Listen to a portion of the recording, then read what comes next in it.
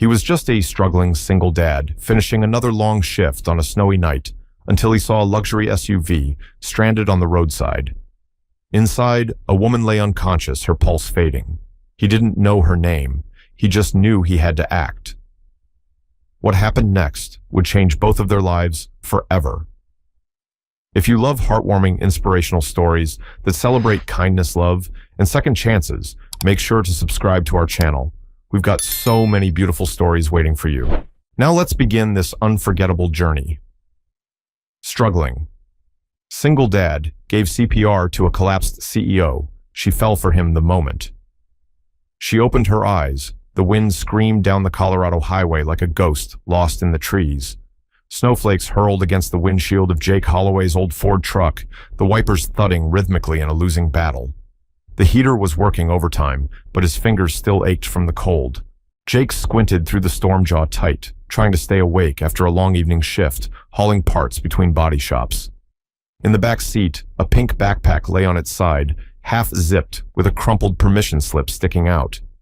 He'd promised Lila he'd sign it tonight. Science fair, Saturday. She wanted to build a model of the solar system using old spark plugs. He smiled faintly. That kid could make anything shine. As he rounded the bend, his headlights caught something blinking hazards. A black SUV sat at an odd angle on the snowy shoulder, its front tire partially buried in the drift. Instinct kicked in. Jake eased the truck to the side, grabbed his flashlight from the glove box, and stepped out into the cold. The wind bit through his jacket like a blade. He trudged toward the SUV, boots crunching in the snow, his breath fogging in front of him. Closer now, he saw the driver's door slightly ajar. The interior lights were on, casting a pale glow on the dashboard, and a woman slumped over the wheel. "Ma'am," he called out, knocking on the window. No response. "Hey, ma'am." He yanked open the door. The woman didn't stir. Blonde hair spilled over a camel-colored coat, face pale and lips slightly blue. Jake reached for her wrist, no pulse. A bolt of urgency shot through him. He set the flashlight in the snow, grabbed her shoulders, and pulled her gently out of the seat, laying her down on the snowbank, careful not to let her head thump. His mind raced. No cell service out here. Nearest help was miles away. He knelt beside her and started compressions, counting under his breath. 1, 2, 3. The snow fell heavier. His breath came in hard gasps. Every push into her chest felt like a battle against time itself. She was young, maybe mid-30s. Well-dressed, a silk blouse beneath her coat, gold watch still ticking faintly on her wrist. Her heels were buried in the snow. Whoever she was, she didn't belong on this road, not like this. Come on.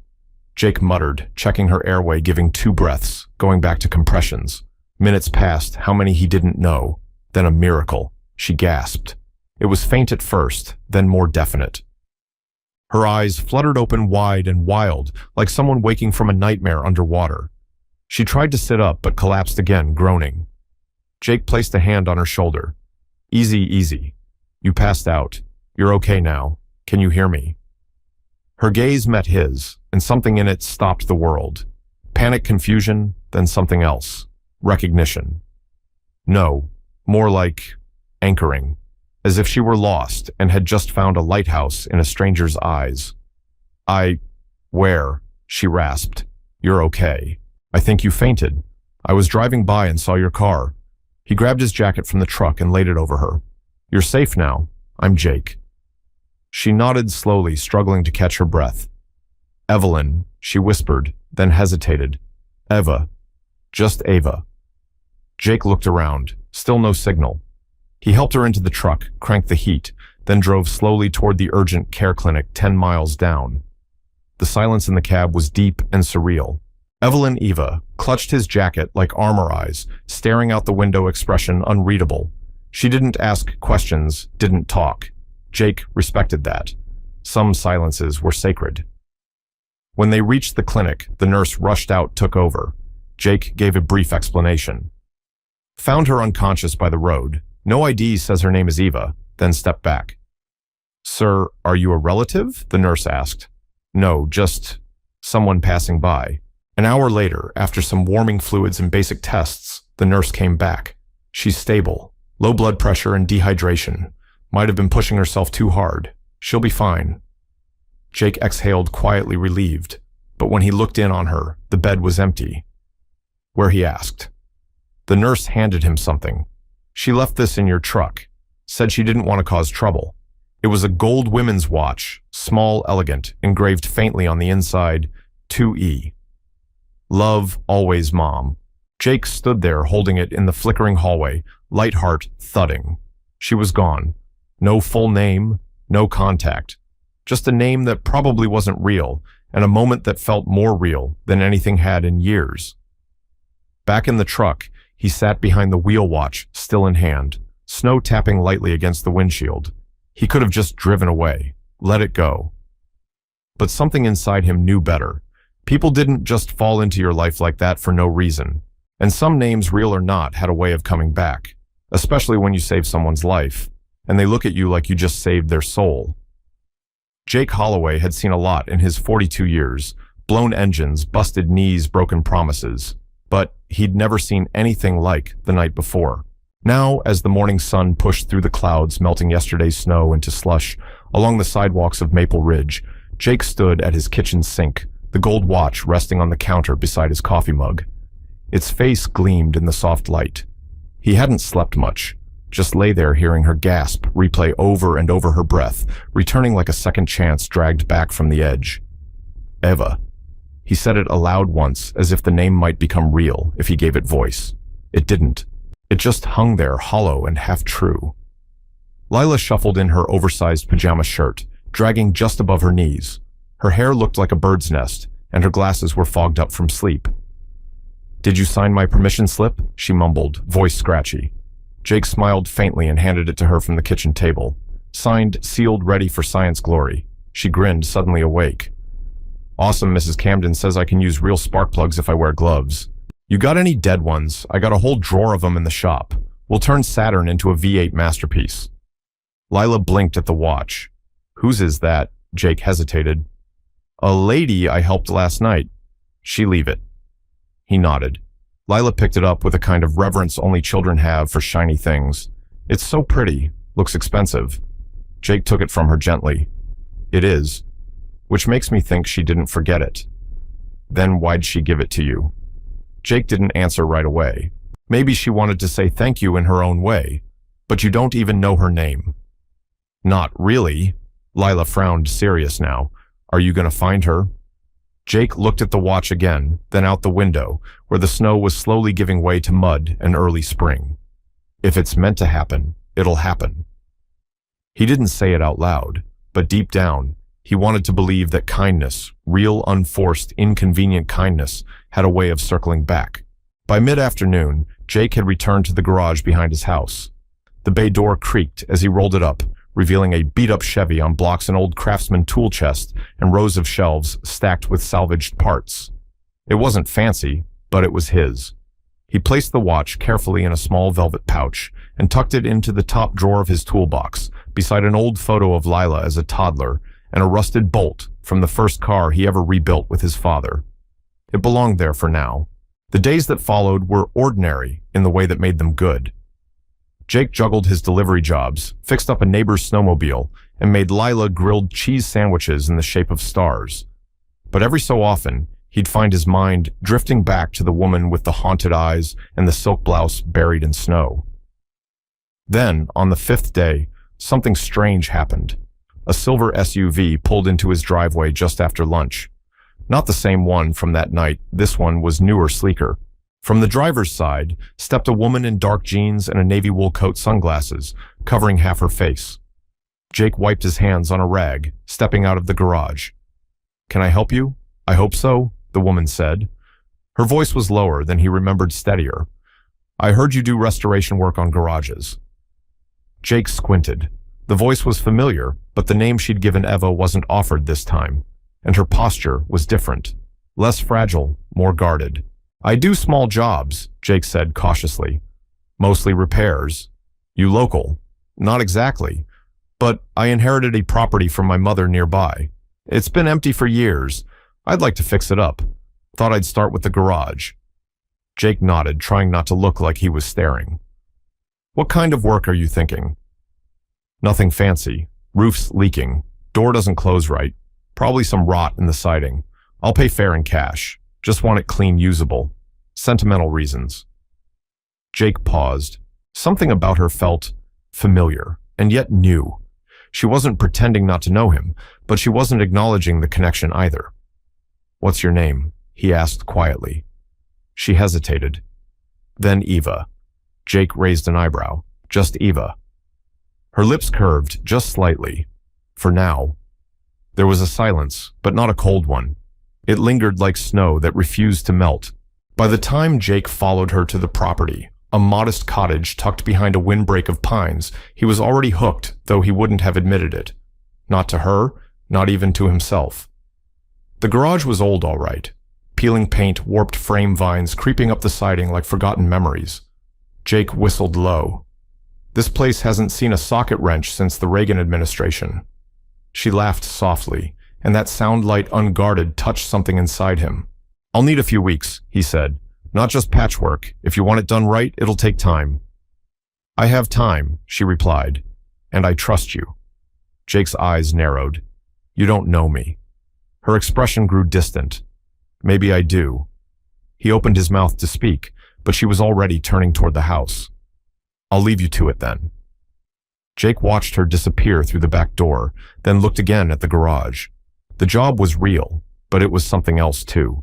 He didn't know what game she was playing. Maybe she was just grateful. Maybe she was lonely.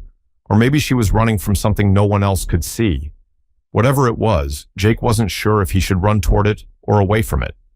But one thing was certain: she'd come back, not by accident, and she wasn't done with him yet. And maybe he wasn't done with her either. Jake wasn't one to let a woman get under his skin, not since Allison died. Life had trained him to keep his heart locked behind bolts and gears, just like the engines he repaired. But Ava, whoever she really was, had a way of walking past walls without asking permission. She didn't pry, she didn't boast. And that made her harder to read than a wiring diagram on a 1972 Cadillac.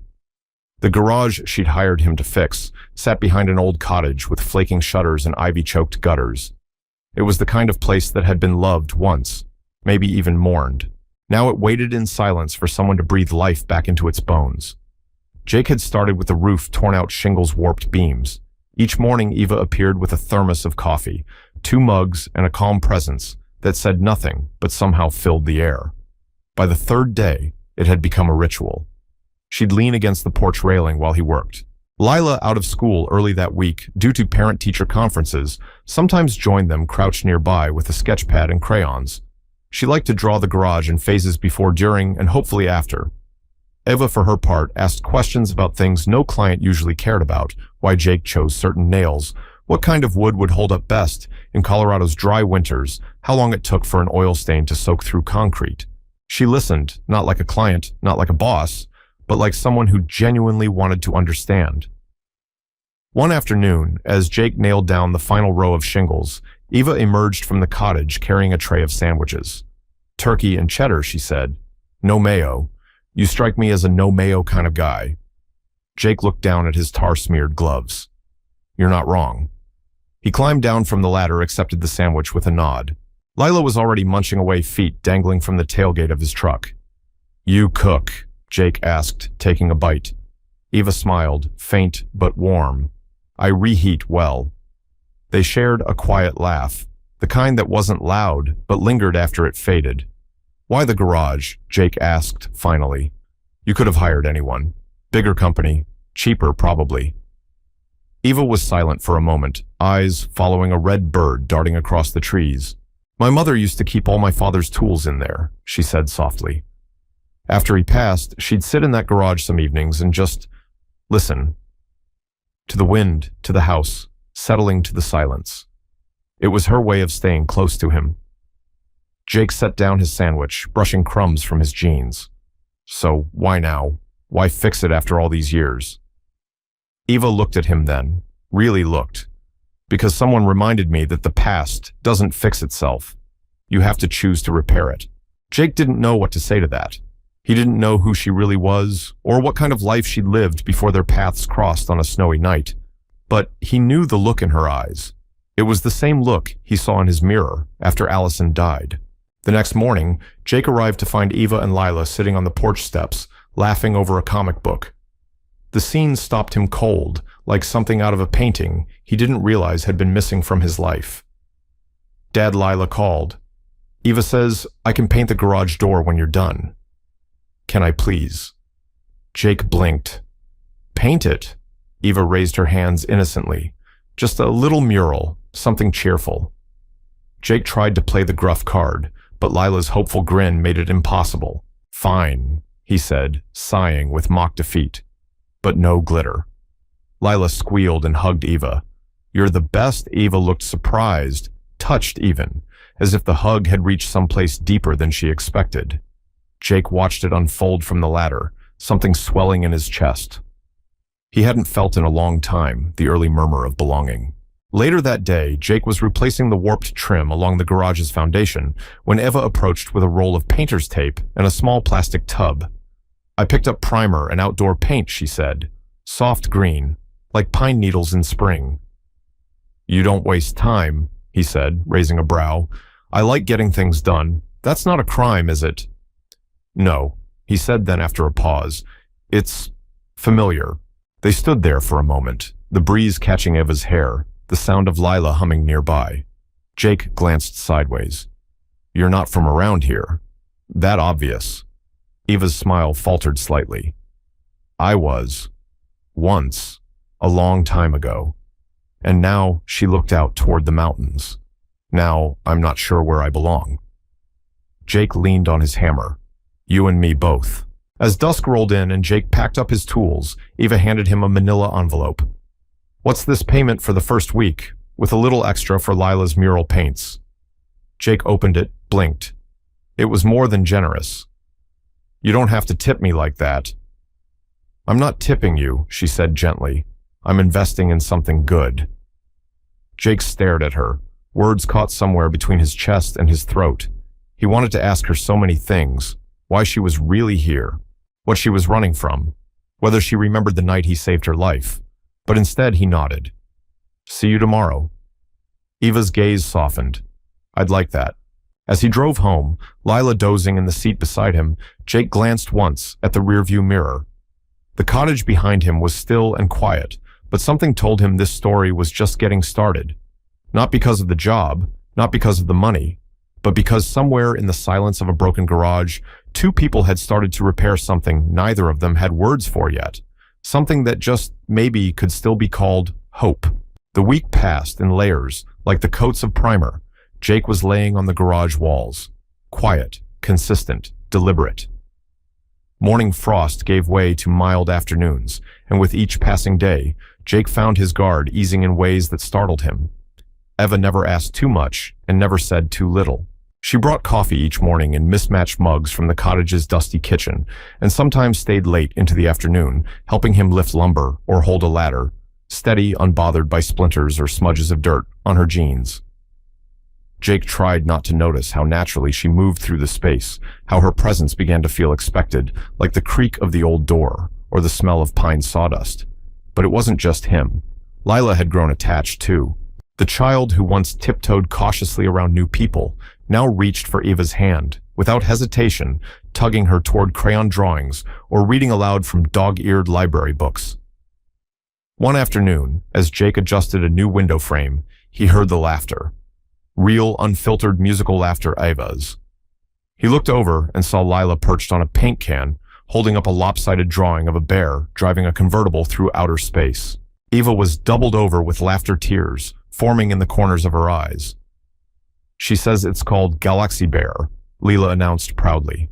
Jake chuckled despite himself. "I don't know whether to be impressed or concerned." "You should be both," Eva said, wiping her eyes, still grinning. "She's got an imagination like a wildfire." Jake nodded. Gets that from her mother. The moment hung between them like mist. Eva didn't pry. Instead, she sat down beside Lila and asked, "What's the bear's next adventure?" And just like that, the weight dissolved. That evening, Jake stayed late to finish the trim on the south wall. Eva lingered, sipping her coffee, arms crossed as the sun dipped behind the ridge. He could feel her watching him. "You know," she said quietly, "you work like someone who doesn't like to stop." Jake didn't look at her, Idle hands make noisy thoughts. She stepped closer, her boots crunching the gravel. You ever let yourself rest? He finally met her gaze. I rest when there's nothing left to fix. Eva's eyes softened. But sometimes, fixing isn't your job.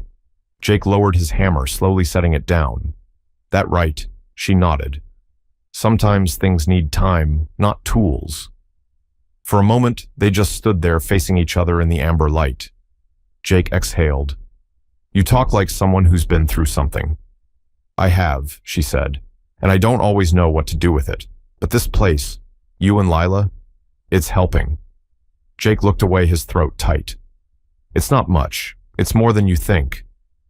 The next day was Saturday, and Lila insisted it was mural day. Jake had picked up a few cans of outdoor paint from the hardware store, soft greens, deep blues, a pop of bright yellow.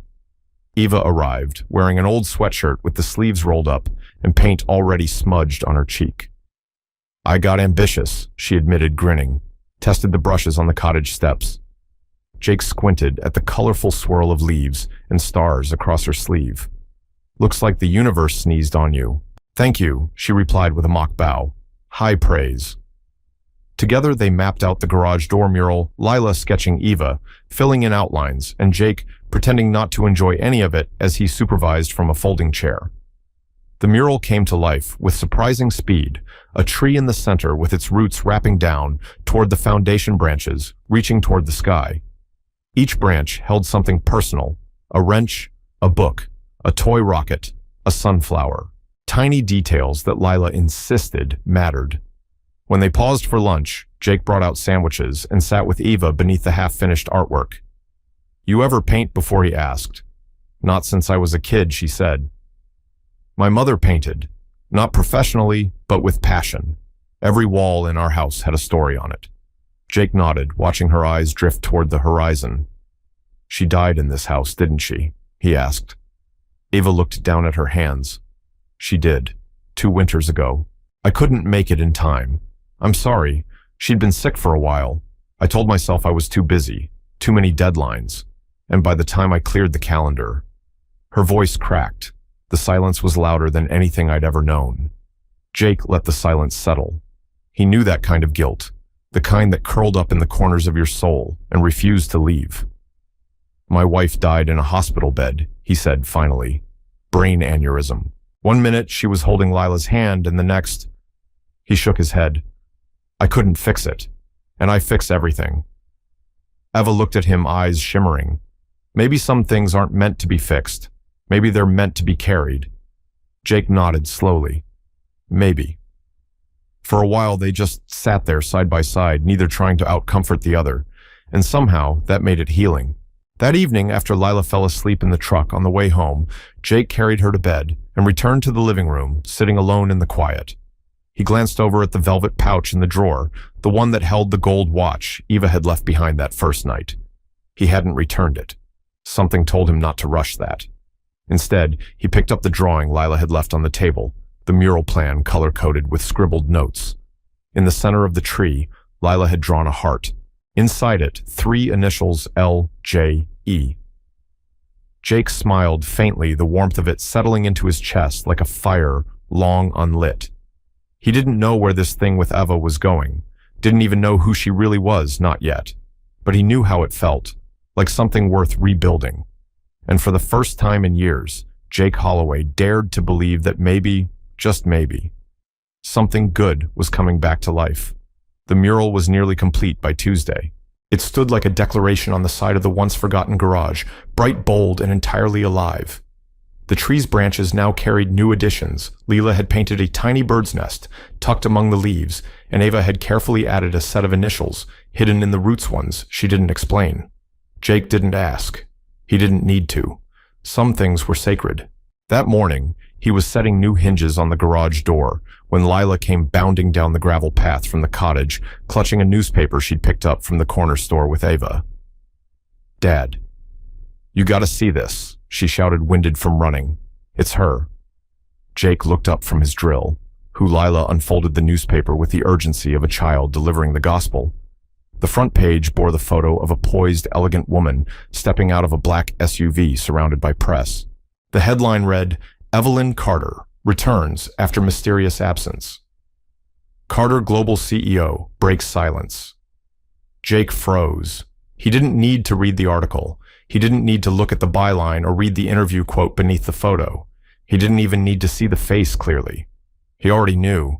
He'd known from the night she opened her eyes in his arms. He just didn't want it to be true. Eva Evelyn stood on the porch, watching as Lila handed Jake the paper. Her expression was unreadable, hands clasped tightly behind her back.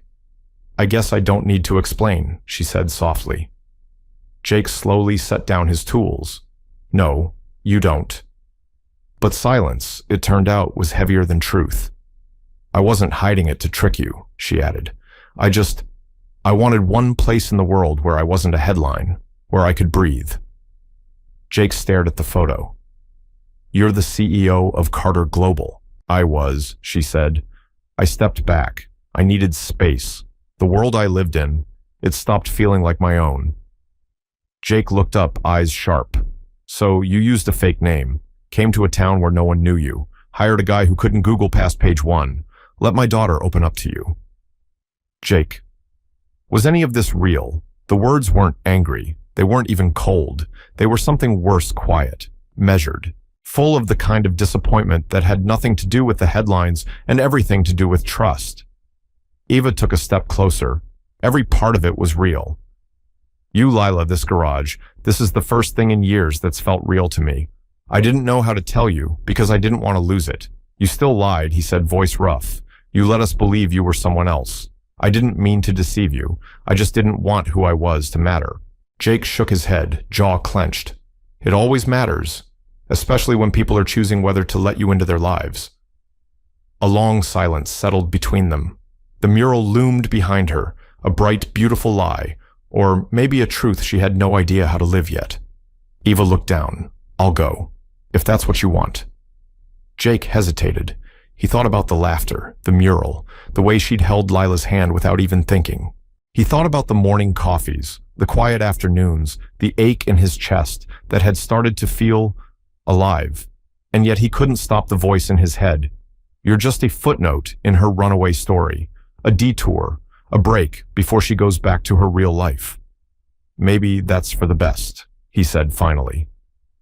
Eva flinched as if slapped. "Right," she whispered and turned away. Jake didn't stop her. He didn't look back. But deep in his chest, something small and soft began to tear. That evening, Lila wouldn't speak to him at dinner. She pushed her macaroni around on the plate, arms crossed.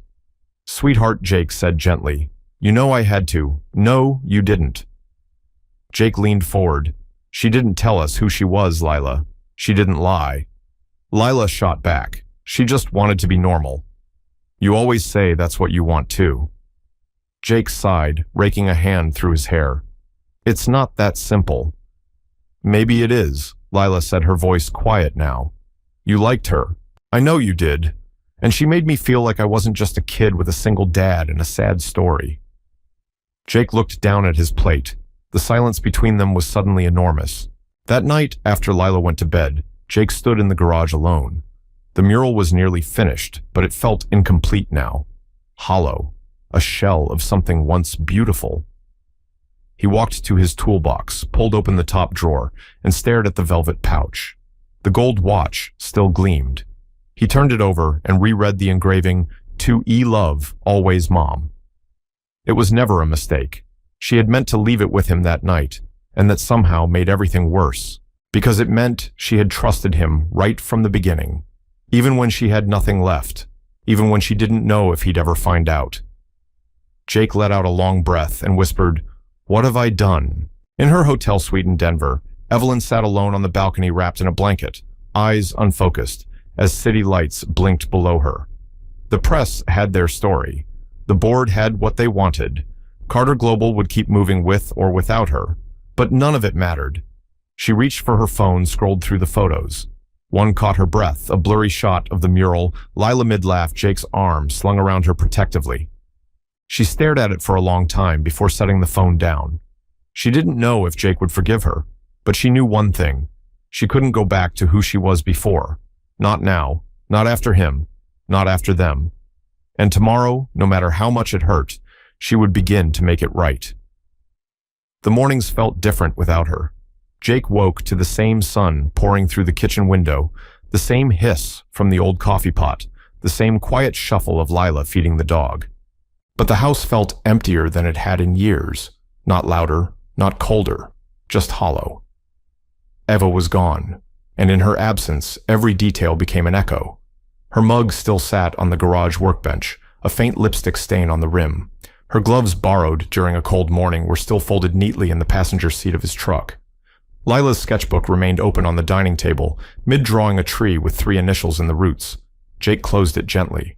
He'd told himself it was for the best, that people like her didn't stay, that maybe none of it was real. But now that she was gone, none of that logic brought him any peace. Lila had grown quiet too. That morning as Jake drove her to school, she stared out the window, chin resting on her hand. The sun glinted off the horizon, but her mood didn't lift. "She's not coming back, is she?" she asked suddenly. Jake gripped the steering wheel tighter. "I don't know." She didn't mean to lie. "I know." Silence. Then Lila added, "You hurt her." Jake glanced over, caught in the softness of her accusation. "I think I hurt both of us." They didn't speak for the rest of the drive. Back at the house, Jake stood in front of the garage. The mural stared back at him like a memory that hadn't quite happened. The tree, the roots, the little hidden symbols, they weren't just art. They were pieces of something that had almost grown into a life. And now they were frozen in place. A story abandoned mid-sentence. He picked up his hammer. For a moment he considered covering it all, painting over the wall, erasing the color, burying the truth. But his hand didn't move. Because it had been real, every second, and no amount of denial would change that. That afternoon, Jake tried to keep busy. He fixed a neighbor's riding mower, delivered spare parts to the local mechanic, helped the elderly woman 2 doors down change a flat tire in her driveway. But his mind drifted over and over to the hotel she must have gone to her office in Denver, to the words he should have said and the kindness he should have returned. He remembered what she told him.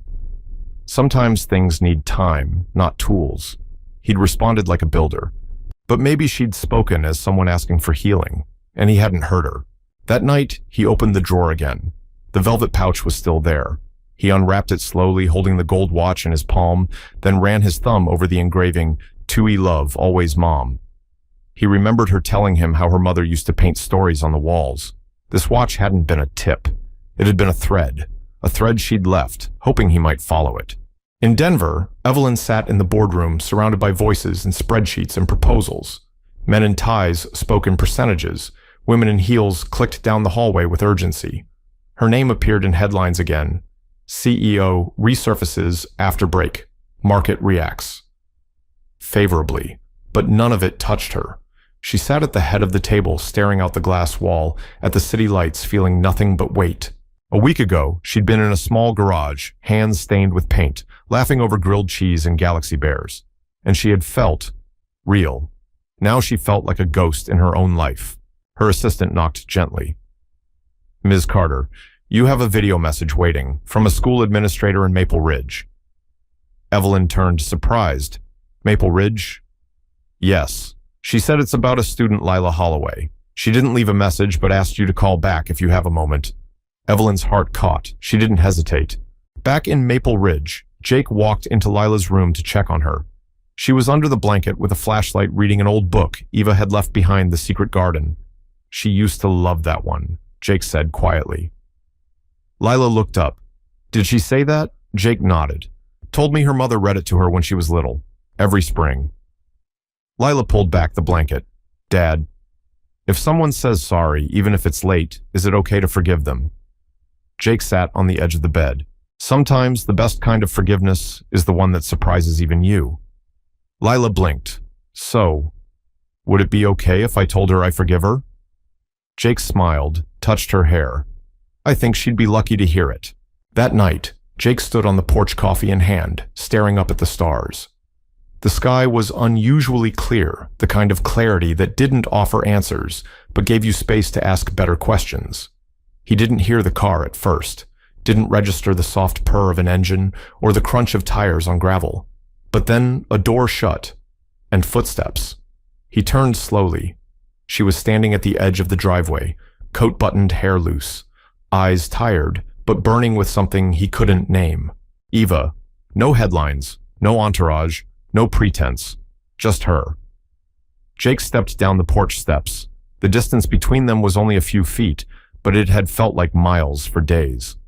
"I shouldn't have left like that," she said quietly. "I shouldn't have let you," he replied. They stood there, snow beginning to fall again, gentle and slow, the world holding its breath. "I came back," she whispered, "because you were the only place I didn't feel lost." Jake took a step closer. "I thought I needed honesty. Turns out, I needed you."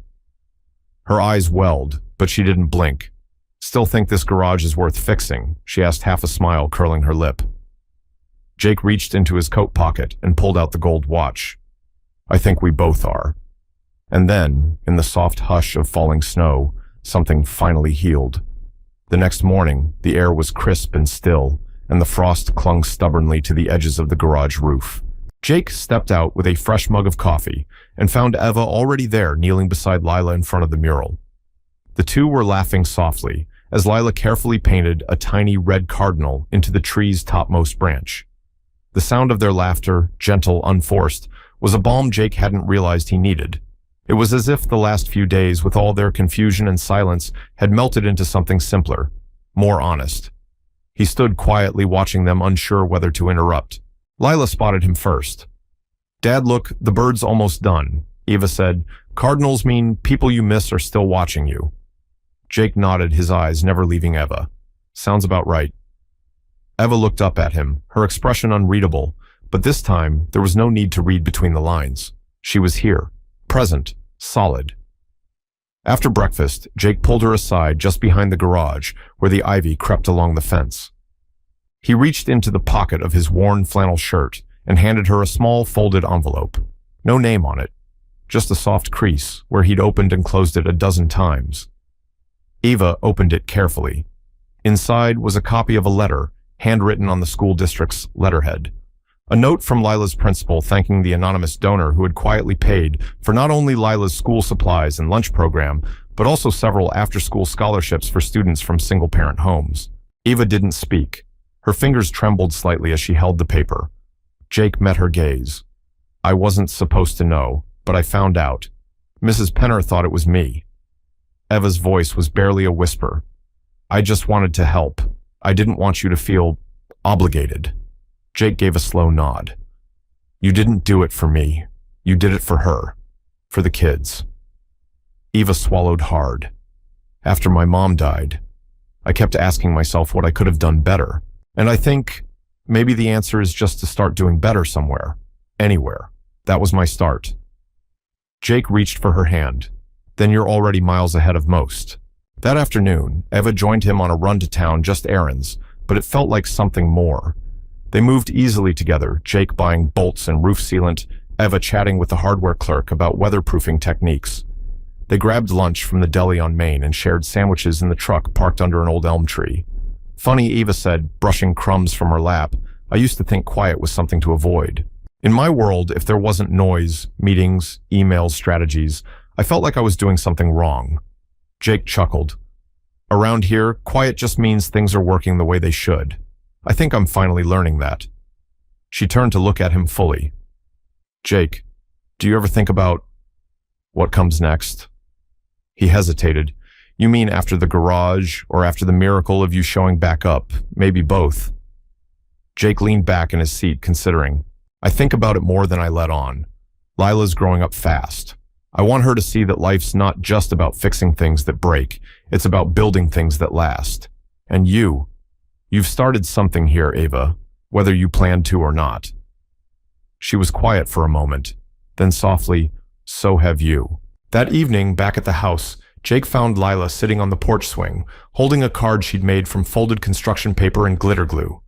On the front, a heart-shaped tree with 3 initials, L, J, and E, just like in the mural.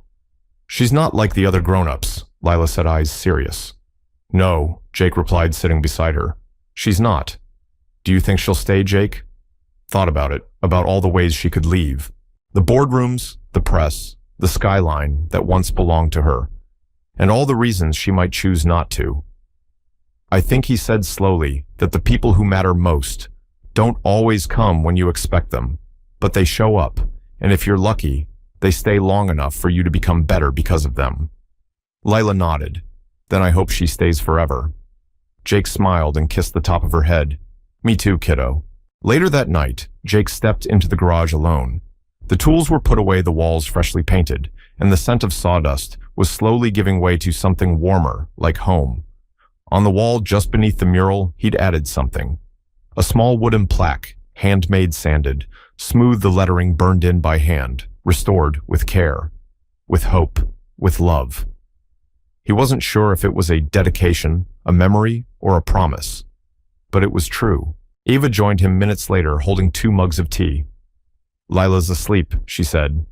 Took her 10 minutes. She said, Galaxy bears protect good dreams.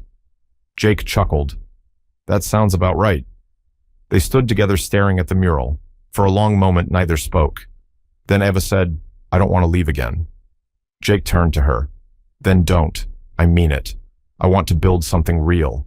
Here, with you, with her. Jake's voice was quiet but steady.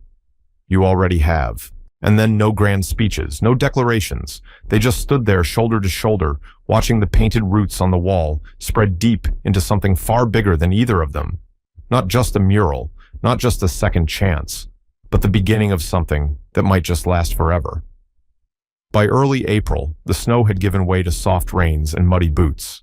Wildflowers started peeking out along the fence lines, and the garage no longer looked like a forgotten relic of someone else's past. It looked like something lived in, cared for. So did Jake. He stood one morning on the porch with his coffee in hand, watching Eva and Lila in the driveway, their hair still damp from the drizzle. They were fitting an old wooden bench with new slats, giggling, as Lila insisted one of them had to carve their names into the side once it was done. Like pioneers, she said proudly. Eva caught Jake's eyes and smiled. He smiled back, slower, deeper, the kind of smile that said, this feels real now. Inside the garage, a new shelving system had gone up. Eva had insisted on it. No offense, but chaos with charm is still chaos, she'd told Jake, teasing. He let her organize the tools-labeled drawers and even rewire the lighting with the help of a retired electrician she'd met at the farmer's market. Retired doesn't mean useless, the man had joked. It just means I finally get to choose the projects that matter. Jake found himself repeating that line days later while sitting on the back step, Eva beside him, Lila playing hopscotch in the driveway. He wasn't sure when exactly the 3 of them had begun moving as one unit, but now that they did, everything else seemed quieter, steadier, and yet there were still decisions to make. One afternoon, Jake got a call from an old friend, Riley, a shop manager in Boulder. I've got an opening, Riley said. Full-time benefits, good pay. I need someone I can trust. You'd be a perfect fit. Jake looked over at the garage, the house, and the faint outline of Eva's silhouette behind the window. I'll think about it, he replied, but the thought wouldn't leave him. That night, after Lila had gone to bed, and the house had settled into the creaks and sighs of old wood and quiet peace, Jake found Eva sitting in the garage, barefoot, staring at the mural like it might change. She looked up when he entered. You okay? He sat beside her on the bench. Riley offered me a job in Boulder. She turned to face him. A good one. Very. It's stable, solid. Would mean better schools for Lila. More certainty. Eva hesitated. Do you want to take it? I don't know, he said honestly. I've spent years making decisions based on survival. This would be the first one I've made thinking about the future, about living, not just getting by. They sat in silence for a moment. Then she said, when I first came here, I thought this would just be a layover. A pause before life restarted. But now, I wonder if the life I wanted all along started right here. Jake looked at her, the warmth in his eyes, quiet but unmistakable. So, what do we do?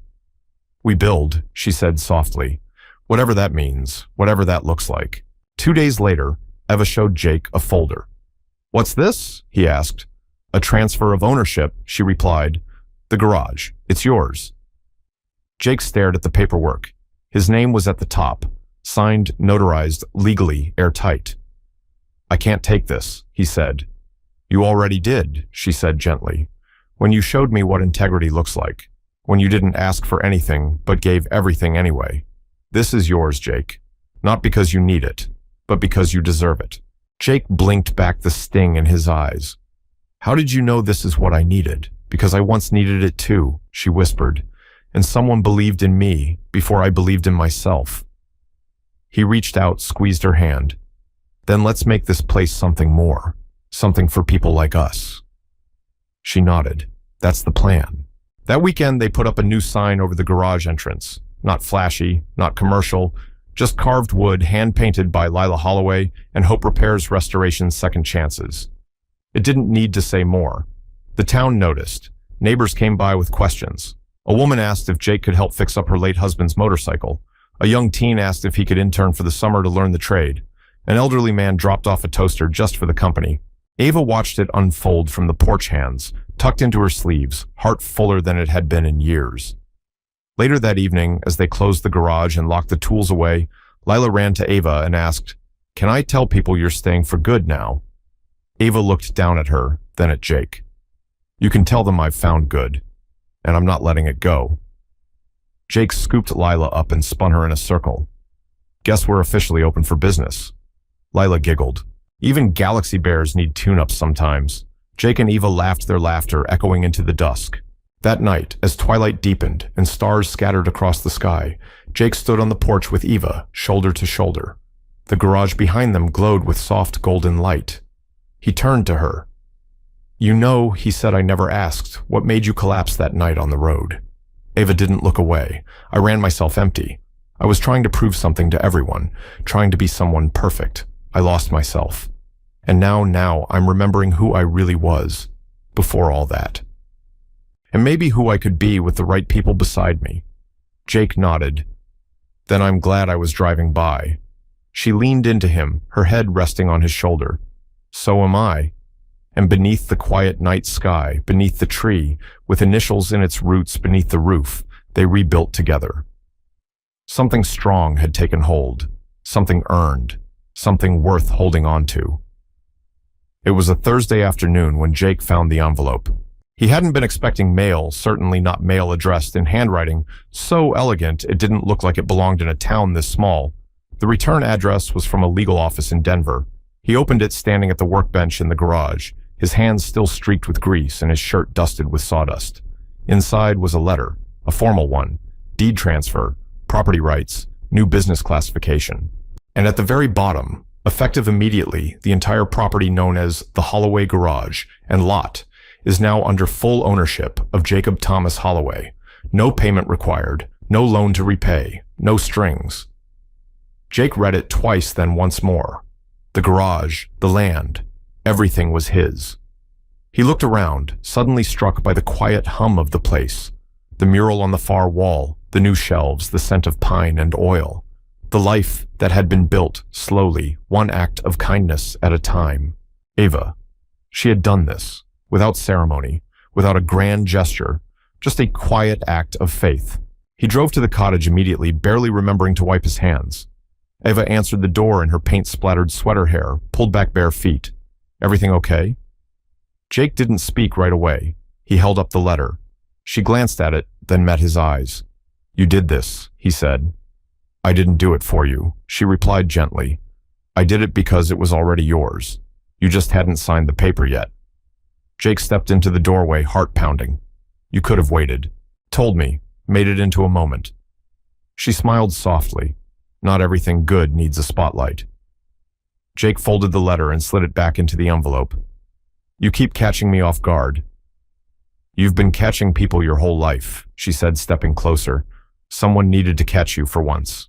That night, Jake found himself pacing the porch after Lila went to bed, the letter still in his pocket, heavy in a way that had nothing to do with ink or paper. He had known grief. He had known loss. He had known what it felt like to rebuild from nothing. But now, he was starting to know grace. He wasn't sure what to do with that. Wasn't sure he deserved it. The door creaked open behind him. Eva stepped out with 2 mugs of cocoa. Not tea, not coffee. "Felt like something sweet tonight," she said, offering one with both hands. Jake took it, nodding. You're full of surprises." She sat beside him on the porch swing, the old wood creaking gently under their weight. "Do you ever wonder what your wife would think of all this?" Jake blinked. He hadn't expected that. "I think about her every day," he said. "Sometimes it's a memory. Sometimes it's just silence." Eva was quiet. Jake went on slowly. "She'd want me to keep living. She was never the jealous type. She had this way of seeing the good in people before they could see it in themselves. Then I think she'd be proud of you," Eva said. "Of what you've built. Of Lila." Jake nodded, eyes stinging. "I like to think so. And she'd want you to be happy again." Jake turned toward her, something opening in his chest he hadn't let breathe in years. "I think I'm getting there." The next morning, Jake walked to town with a purpose. He stopped by the hardware store, then the town clerk's office.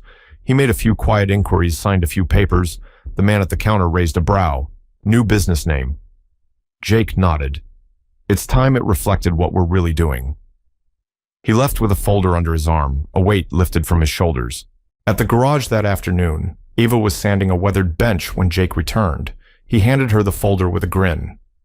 "What's this? Just read it." She opened it slowly. Inside, the official new name of the business, Holloway and Carter Restoration Works, specializing in more than repairs. Eva stared at it, then looked up, tears brimming in her eyes.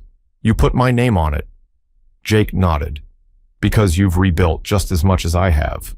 She stepped forward, hesitant at first. "Jake, are you sure I'm sure of this?" he said, a voice steady.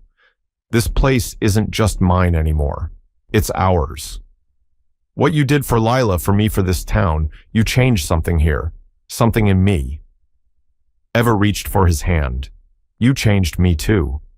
Their fingers interlaced. That evening, the three of them sat outside, watching the sunset bleed into lavender clouds. Lila was curled up on the porch, with a book, Jake and Eva wrapped in a shared blanket. There were no headlines, no speeches, no photographers or boardrooms. Just a mechanic, a woman who had once been a runaway CEO, and a girl who painted galaxies in her notebook. 3 people, 1 home, and the kind of love that didn't need to be loud to be lasting. Later, as the stars came out, Jake whispered almost to himself, "I keep thinking about the night I found you. You were barely breathing. And now," Eva leaned her head on his shoulder, "now we're both breathing easier." He smiled. "I didn't know CPR would lead to all this." Eva grinned. "Maybe that's the thing about saving someone, you never know which one of you is actually being saved." And beneath the hum of summer's early promise, they held each other close, no longer running, no longer repairing, but building something whole. The grand opening wasn't grand by any typical standard. There were no red ribbons, no stage lights, no brass bands. Just a handmade banner strung between 2 poles, Holloway and Carter Restoration Works, come as you are. The parking lot was full by noon. Word had spread quickly around town.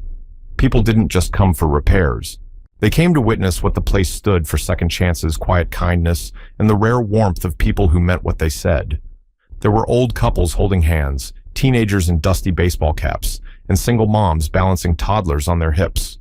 The community showed up not out of obligation, but because they knew this wasn't about business. It was about belonging.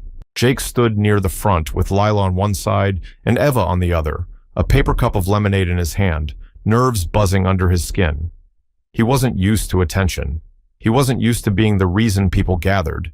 But today, he wasn't just a guy with a wrench. He was something more, something rooted. Eva squeezed his hand gently. "You look like you're about to bolt." He chuckled. "I might, if I thought I had anywhere else to be." She leaned close, just enough for him to feel the smile in her voice. "You don't. This is yours." He looked around at the laughter, the mural, the half-eaten pie on the folding table, the father and son crouched over an antique radio, asking if it could be saved. "This is ours," Jake said. A few hours later, after most of the crowd had gone, a tall man in a pressed navy suit stepped out of a silver sedan parked across the street. His gait was polished posture, rigid, every detail in place, except his face, which showed a flicker of something neither cold nor warm: recognition. Jake was standing near the mural, helping a young girl refill her paintbrush water, when the man approached. Eva was just exiting the garage, wiping her hands on a rag. She froze. The man smiled stiffly. Evelyn. Jake felt Eva's hand slip from his slowly. "Hello, Victor," she said quietly. Jake didn't like the way Victor looked at her, like he knew her story better than she did, like he expected her to fall back into the mold she'd broken. "I saw the article," Victor said. "You've certainly made a splash down here." "It's not a splash," Eva replied evenly. "It's a life." Victor gave a short, dry laugh. "You walked away from Carter Global, from everything, and now you're what, running a garage?" Jake stepped forward, calm but grounded. "She's not running it."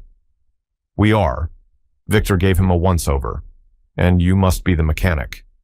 Jake nodded, among other things. Eva took a small step forward. "Why are you here, Victor? Because the board wants you back." "Because this," he gestured at the modest building, the kids running around the mismatched folding chairs, "is not the Evelyn Carter we know." "No," Eva said, her voice steady. "It's not. It's the one I've become, the one I like." Victor's brow furrowed. "You're throwing away your legacy." She shook her head. "No, I'm rewriting it." Victor's face hardened. "The company's not going to wait forever." Eva offered a quiet smile. "It doesn't have to. I'm exactly where I belong." He opened his mouth to respond, then seemed to think better of it. With a curt nod, he turned and walked back toward the car. Jake watched him go, then turned to Eva. "You okay?" She nodded slowly, eyes still on the fading car. That was the last echo. "I've been carrying that weight for too long." Jake tilted his head. "And now," she looked at him, "now I'm free." That evening, the garage was quiet again. The banner flapped lazily in the breeze. Empty pie tins littered the back table. Lila was fast asleep on the porch swing, a smear of frosting on her cheek. Jake and Eva sat beneath the mural, sharing the last slice of apple pie from a paper plate. The stars were out, and the town had returned to its usual hum. He looked over at her, seeing her not as the woman he'd rescued on a snowy night, or the CEO who disappeared, or the mystery with secrets. He saw her as the person she was now, present, grounded, luminous, in a way no photograph could ever capture. "I thought I was just a pit stop," Jake said quietly. "A detour on your way back to power." "You were never a detour," she whispered. "You were the place I was trying to find all along." They sat in the soft silence that followed one that didn't need to be filled. The next morning, a small article appeared in a Denver Business Digest. Carter Global finalizes leadership restructuring. Former CEO Evelyn Carter declines return. Focuses on community-based ventures in Colorado. No photo, no scandal, just a short note, easy to miss. But for those who knew the full story, it said everything. Later that week, Lila stood in front of her class with a handmade poster titled, "What Home Means to Me." She pointed to a drawing of the garage, the mural, and the three of them beneath the painted tree. "Home," she said, "is where you get to start again, and where people choose you every single day." The room was quiet. Then came the applause. Back at the garage, Jake was under the hood of an old Buick when Eva approached with 2 iced coffees and a grin. "Lila's teacher called," she said. Apparently, her speech made 3 parents cry. Jake grinned. "That's my girl." Eva handed him a coffee. "She wants to help paint another mural. On the inside this time. Something about stars and gears and emotional torque." Jake laughed. "I have no idea what that means." Eva smiled. "Neither do I, but I think it's going to be beautiful." They clinked coffee cups, then went back to work side by side, hearts lighter than they'd ever been. And for the first time in both their lives, they weren't rebuilding what had been lost. They were building what they had found. Rain returned the next morning, not the bitter kind that came with winter, but a spring rain, soft and steady, draping the town in silver threads. The garage stood quiet, doors closed for once, the sign swaying gently in the breeze above Holloway and Carter, repairs, restorations, second chances. Jake stood inside at the workbench, staring at a carburetor he wasn't fixing. The radio played low, some old blues tune Lila had recently decided was real music, but his hands were still. Across the room, Eva packed up a donation box for the town's new family shelter. Lila had outgrown half her wardrobe, and Eva had quietly started organizing donations from others too. She didn't brag, she just did. Jake watched her, more than the rain, more than the broken tools, more than the clatter of the old fan overhead. She caught him staring and gave him a questioning glance. Something wrong with the carburetor. Probably nothing compared to what's going right, he murmured. Eva tilted her head. That's either really sweet or very concerning coming from a mechanic. Jake smiled, but it faded quickly. I've been thinking. Oh boy, I got a call this morning, he said. From Boulder. Eva's hands paused on the cardboard flap. Riley again. He nodded. Same offer, same steady paycheck, good benefits. A shop with 4 bays and a lift that doesn't creak like an old man's knees. Eva tried to keep her voice even. And I told him I'd think about it. Again. She nodded slowly. It's a good opportunity. Yeah, it is. He walked over, wiped his hands on a rag, and leaned against the table across from her. But he added, so is this. She looked up at him, guarded. You don't owe me anything, Jake. Don't stay for the wrong reasons. He stepped closer, voice low, sure. I'm not staying out of guilt. I'm staying because for the first time in a long time, I'm not fixing someone else's mess. I'm building something that matters. And not just the garage. Eva's eyes shimmered, but she blinked it back. I don't want you to regret choosing me over your own future. Jake reached for her hand. You are my future. You and Lila. This town. This work. This life. It's not a fallback. It's the path. And I know that now. She looked down at their hands, then back at him. Then let's build it. All of it. He leaned in and kissed her slow and quiet, like a promise that didn't need grand words. Just presence. Just truth. And in that kiss was everything they'd both lost and everything they were daring to begin. That afternoon, a surprise visitor arrived, a woman in a tailored blazer and rain boots, carrying a camera bag and a wide smile. Don't worry, she said, stepping into the garage. I'm not with the press. I'm with Community Roots magazine. We do profiles on small-town revival stories. Heard about your grand opening. Jake raised an eyebrow. We didn't send out press. She grinned. You didn't need to. Someone sent us a photo of your mural with a note that read, sometimes restoration begins with people, not machines. Eva shot a look at Lila, who was trying very hard to look innocent, as she adjusted the scarf on the bench she'd just styled like a display. The reporter interviewed them for nearly an hour, photographing the mural, the plaque, the workspaces. When she asked Jake what made this garage special, he answered without hesitation. It's not about the parts we fix. It's about the people we see. We give each other permission to be whole. She paused, her note-taking visibly moved. You'll be in next month's issue. People need stories like this. Eva smiled softly. So do we. Later that week, Eva drove out to the town clerk's office alone. The receptionist, a woman named Margie, with a teacup always in hand, looked up with surprise. Well, hello, Miss Carter. Just Eva now, she said. I'd like to file paperwork for a new nonprofit. Margie blinked. Oh, it's a community foundation to support working families, single parents, small business apprenticeships, housing grants. Margie set down her tea. That's a big mission. Eva nodded. So is healing. But it starts small. Margie smiled and pulled out the forms. What are you calling it? Eva hesitated for a moment, then said, the Lila Foundation. On Saturday, the garage held its first free workshop for teens, basic maintenance, and self-reliance. 10 kids showed up. Jake showed them how to change a tire, check oil levels, and sharpen a sense of pride in their own hands. Eva stood in the back arms, folded beaming, as Jake made engines sound like poetry. At the end, one boy lingered behind. You really think I could be a mechanic one day? He asked. Jake crouched to eye level. I think you already are. You just haven't gotten your hands dirty enough yet. The boy grinned and nodded, then ran off to catch his ride. Eva joined Jake as he cleaned up. You keep saving people. Jake looked at her. You keep giving them something to come back to. That night, as the rain returned, Jake stood on the porch with Eva and Lila. The town was quiet again. The sign swung above. The mural glistened slightly under the damp. Lila tugged Eva's sleeve. Do you think we'll always live here? Eva knelt beside her. I think home is wherever people choose to love you. Lila nodded, thoughtful. Then we're already home. Jake wrapped an arm around both of them. The rain softened, the wind stilled, and in the silence that followed, a deep and certain peace settled in. Not the end of something, but the near beginning of everything that finally made sense. Together, at last. The summer sun rose slow and golden over Maple Ridge, casting warm light across the garage roof and painting soft shadows through the cottonwoods that lined the gravel road. It was the kind of morning that didn't ask for anything. It simply arrived calm and complete. Inside the garage, the air hummed with life.